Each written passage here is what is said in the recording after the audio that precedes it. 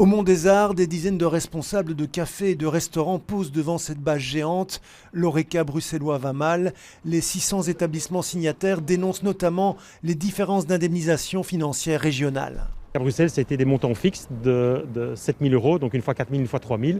Peu importe la grandeur de votre entreprise, donc que vous ayez même une très grande entreprise avec 15-20 000 € de loyer, comme à la Grand Place, vous aviez aussi 7 000 €. Alors qu'en Wallonie, c'est plus ou moins le double, et en Flandre, ça va du triple jusqu'à quasiment 10 fois plus en fonction de votre chiffre d'affaires. Jérémy a ouvert son bar il y a 2 ans.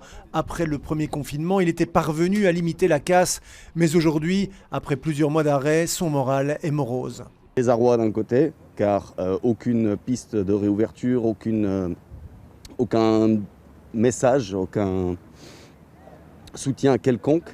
Dans un autre sens, les charges continuent à tomber. Des charges qui ne sont pas du tout compensées par les aides publiques, sans compter les investissements consentis pour s'adapter aux normes sanitaires après la première vague. C'est tout un secteur qui est en danger. Ce qui fait l'identité d'une ville, c'est quand même ses cafés, ses bars, ses restaurants, sa culture culinaire, ses bières. Et si on laisse tous ces établissements partir, eh bien, il n'y aura plus d'identité puisqu'on va être acheté par ou des chaînes ou des investisseurs. Ensemble, ces patrons de brasseries, de cafés, de restaurants entendent réagir face à la pandémie et le second lockdown qui massacre leur secteur. Si ça continue, ça va devenir une vraie réalité. Ce n'est plus une question de mois, c'est une question de semaines.